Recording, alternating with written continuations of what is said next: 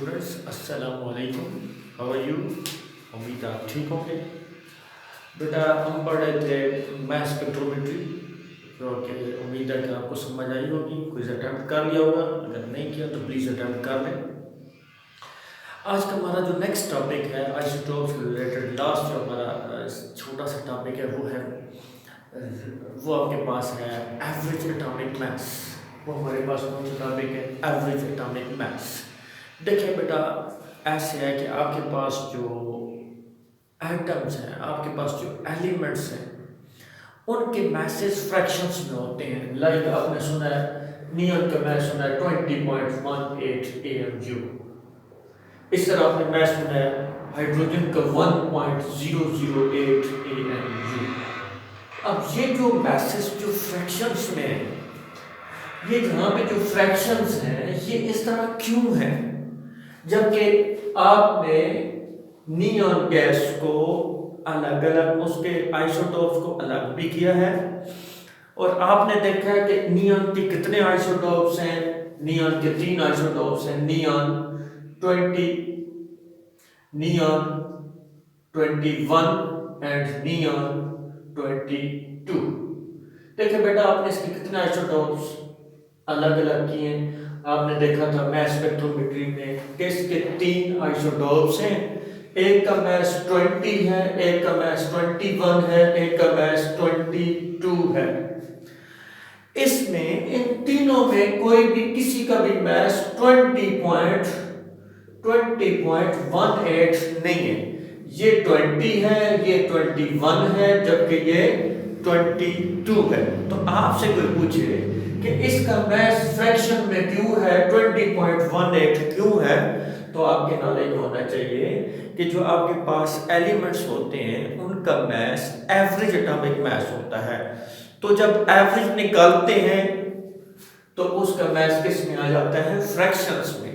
तो जो आपके पास एलिमेंट्स हैं उनके मैसेज किसी एक आइसोटोप पे डिपेंड नहीं कर रहे होते, बल्कि उनकी हम एवरेज लेते हैं। क्या लेते हैं बेटा? एवरेज लेते हैं। हम एक एग्जांपल डिस्कस करते हैं तो उससे आपको पता चल जाएगा कि हाउ इज दैट पॉसिबल। आपके पास नियॉन की ही एग्जांपल है। फॉर एग्जांपल आप देखिएगा, a sample of neon. Neon का सैंपल है जिसको आप ऑलरेडी एनालाइज कर चुके हैं bye mass spectrometer, found to consist of this and this. You know very well that it consists of neon 20, neon 21 and neon 22 isotope, and the percentage of तीनों की percentage, एक की परसेंटेज आपके पास आई थी 90.92%, एक की परसेंटेज आपके पास आई थी 0.26%, जबकि नियॉन 22 की परसेंटेज आपके पास आई थी 8.82%। Calculate its fractional atomic mass. इसका कौन सा एटॉमिक मास मालूम करना है? फ्रैक्शनल एटॉमिक मास, जिसे हम कहते हैं एवरेज एटॉमिक मास। क्योंकि वो फ्रैक्शन में होता है इसलिए उसको क्या बोलते हैं? Fractional atomic mass. इसके लिए आप क्या करेंगे? ये एवरेज निकालने के लिए आप ऐसे करेंगे कि आपके पास जो फर्स्ट आइसोटोप है नियॉन 20, उसका मास मल्टीप्लाई बाय उसकी परसेंटेज। फिर आपके पास जो दूसरा आइसोटोप है उसका mass multiply by its percentage. फिर आपके पास जो तीसरा आइसोटोप है उसका मैस, उसे मैं M3 कॉल कर रहा हूं, और multiply by percentage of that isotope divided by 100। तो it is very simple. 3 isotopes हैं, आइसोटोप को उसकी परसेंटेज से मल्टीप्लाई करना है। पहले आइसोटोप को उसकी परसेंटेज के साथ, दूसरे आइसोटोप को उसकी परसेंटेज के साथ, जबकि तीसरे आइसोटोप को उसकी परसेंटेज के साथ। तीनों को 100 से डिवाइड करेंगे तो आपके पास क्या आ जाएगी? एवरेज एटॉमिक मास। लाइक M1 क्या है? मास, पहला मास किसका? नियॉन 20 का 90.92। इसकी परसेंटेज कितनी है? इसका मैस हो रही कितना? 20। इसकी परसेंटेज कितनी है? 90.92 प्लस दूसरे का मास कितना है बेटा 21, इसकी परसेंटेज कितनी है 0.26। बेटा तीसरे का मास कितना है 22, इसकी परसेंटेज कितनी है, इसकी बेटा परसेंटेज कितनी है गलबन 8.82। इसको जब आप 100 से डिवाइड करेंगे, कैलकुलेटर से इसको कैलकुलेट करेंगे तो ये आपके पास आ जाएगा 20.18 AMU। तो जनरली जब आप एलिमेंट की बात कर रहे होते हैं तो आप कौन सा मास ले रहे होते हैं, एवरेज एटॉमिक मास। तो इसका जो एवरेज एटॉमिक मास आया है वो आया है फ्रैक्शन में, इसलिए इसको क्या बोलेंगे, फ्रैक्शनल एटॉमिक मास या एवरेज एटॉमिक मास। तो आपसे कोई पूछे कि एलिमेंट्स का एटॉमिक मास जनरली फ्रैक्शंस में क्यों होता है, तो आपका क्लियर कट आंसर होना चाहिए क्योंकि ये एवरेज एटॉमिक मास है जो कि किस पे डिपेंड कर रहा है, उसके आइसोटोप्स और उसकी नेचुरल अबंडेंस पे। उसके तमाम तर आइसोटोप्स और उनकी नेचुरल अबंडेंस पे डिपेंड कर रहा है। तो इसलिए इसको किस तरह कैलकुलेट करेंगे, by calculating its average atomic mass. How it is calculated, first isotope का mass multiply by its percentage plus second isotope का mass multiply by that's percentage plus third isotope का mass multiply by its percentage divided by 100। तो आपके पास क्या आ जाएगा, average atomic मास। और ये किस में आएगा, फ्रैक्शंस में।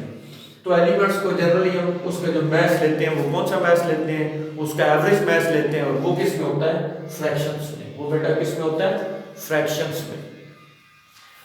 तो इसके रिलेटेड यही शॉर्ट क्वेश्चन है कि फॉर एग्जांपल कोई यूं भी पूछ सकता है कि नियॉन का मास आप देख लेते हैं 20.18 AMU, बट इसके किसी आइसोटोप का ऐसा मास नहीं है।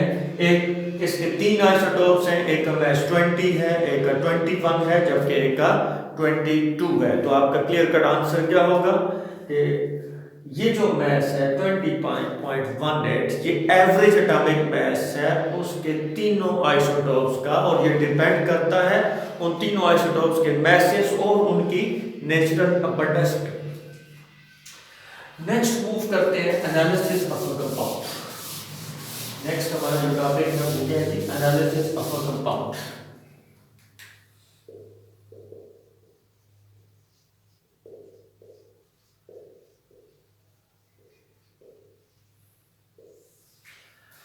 कोई भी कंपाउंड है, लाइक मैं कहता हूँ हमारे पास फॉर एग्जांपल वाटर है। देखिए आपको फार्मूला ऐसे ही तो नहीं पता चलेगा ना कि इसका फार्मूला ये है। तो इसको आइडेंटिफाई करने का तरीका ये है कि फर्स्ट ऑफ ऑल आप चेक करेंगे कि इसमें एलिमेंट्स कौन कौन से हैं। पहले बेटा आप क्या चेक करेंगे, इसमें एलिमेंट्स कौन कौन से हैं। जब एलिमेंट्स चेक हो जाएंगे तो उन एलिमेंट्स के मैसेज कितने हैं, उनके मैसेज मालूम करने के लिए उनकी परसेंटेज फाइंड आउट करेंगे। एंड यूं करते करते हम पहुंचेंगे एम्पिरिकल फार्मूला पे, और एम्पिरिकल फार्मूला से मॉलिक्यूलर फार्मूला जो आप ऑलरेडी पढ़ चुके हैं। तो हमने कंपाउंड का मॉलिक्यूलर फार्मूला मालूम करना है। लाइक वाटर का आपको पता है मॉलिक्यूलर फार्मूला क्या है, H2O। तो ये H2O फाइंड करते हुए हम फर्स्ट ऑफ ऑल क्या चेक करेंगे कि वाटर में कौन कौन से एलिमेंट्स हैं। यहाँ आपको पता चलेगा कि इसमें कौन कौन से एलिमेंट्स हैं, हाइड्रोजन और कौन से oxygen.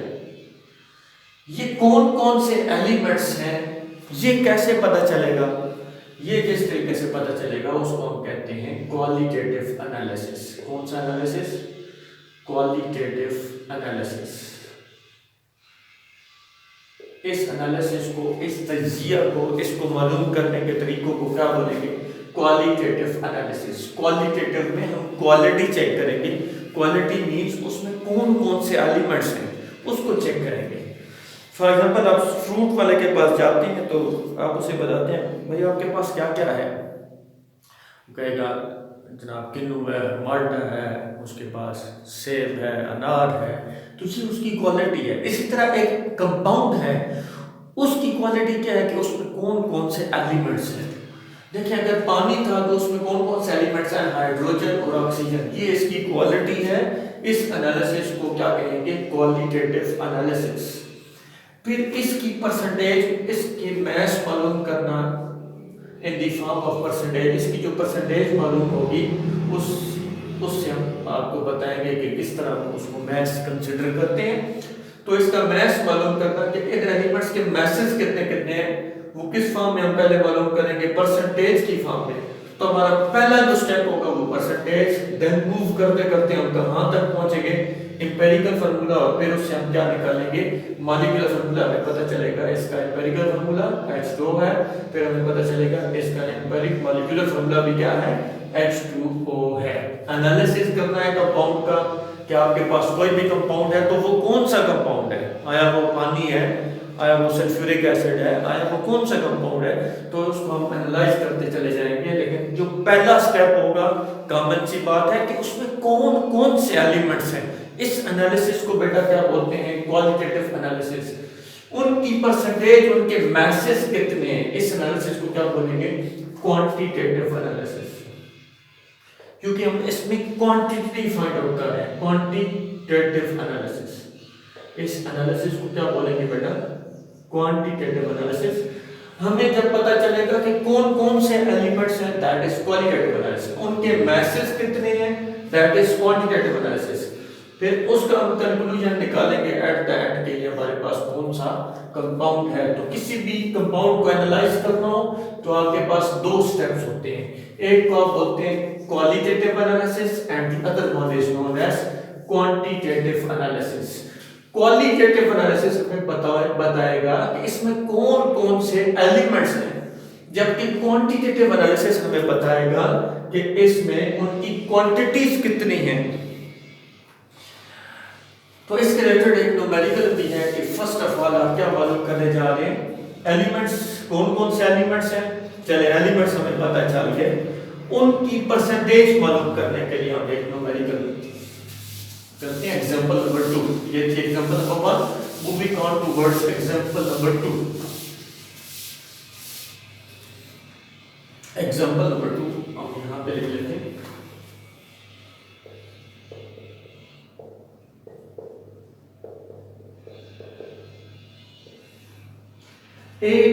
I think 8.657 gram of compound।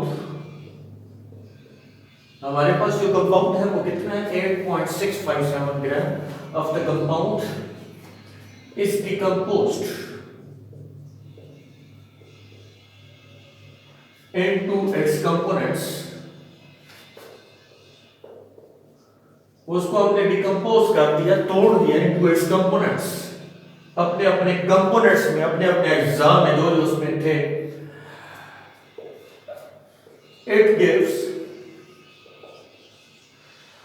5.217 gram of carbon,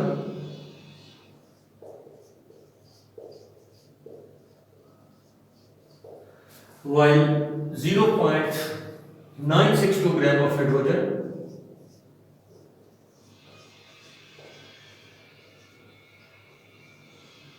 and 2.478 gram oxygen. Find out its percentage composition.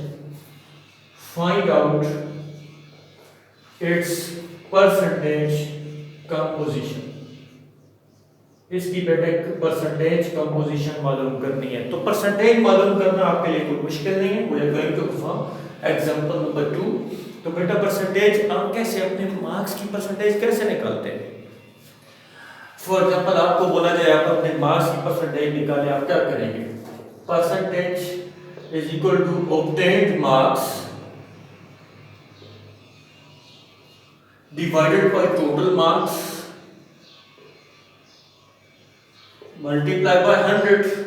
ये परसेंटेज निकालने का तरीका है बेटा, आपको पता है। यहां पे क्या होगा, यहां पे आपके पास एलिमेंट्स के मैसेज है और किसके मैसेज है, कंपाउंड के। हमने इस कंपाउंड में मौजूद इन एलिमेंट्स की परसेंटेज निकालनी है। तो टोटल आपके पास यहां कंपाउंड है, उसमें मौजूद एलिमेंट्स की परसेंटेज निकालनी है। एलिमेंट्स कौन कौन से हैं, कार्बन, हाइड्रोजन और ऑक्सीजन। आपके पास यहां 3 एलिमेंट्स हैं एक कंपाउंड में, उसमें कार्बन की परसेंटेज निकालनी है, इस कंपाउंड में से हाइड्रोजन की परसेंटेज निकालनी है, इस कंपाउंड से में से ऑक्सीजन की परसेंटेज निकालनी है, इस कंपाउंड में से। तो बेटा वेरी इजी। इसमें क्या होगा, यहां ऑक्टेन मार्क्स है, इधर क्या होगा, एक उस एलिमेंट का मास डिवाइडेड बाय उस एलिमेंट की परसेंटेज किस में से निकालनी है, कंपाउंड में से, तो उस एलिमेंट का मास डिवाइडेड बाय कंपाउंड का मास मल्टीप्लाई बाय 100। तो फार्मूला क्या होगा, percentage of element is equal to mass of that element divided by mass of compound multiply by 100। So percentage निकालने के लिए आप क्या करेंगे, उस एलिमेंट का मास लेंगे डिवाइडेड बाय कंपाउंड का मास मल्टीप्लाई बाय 100। कोई रट्टा लगाने की जरूरत नहीं है, जिस तरह आप लिखते हैं आपके obtained marks divided by total marks multiply by 100। यहां क्या है, उस एलिमेंट का मास, उस कंपाउंड में मौजूद उस एलिमेंट का मास डिवाइडेड बाय कंपाउंड का मास मल्टीप्लाई बाय 100। जिस कंपाउंड का मास, ये कंपाउंड का मास कितना है, 8.61657 ग्राम। कंपाउंड का मास बेटे कितना है, 8.657 ग्राम। इसको आपने तोड़ फोड़ दिया, डिकम्पोज कर दिया।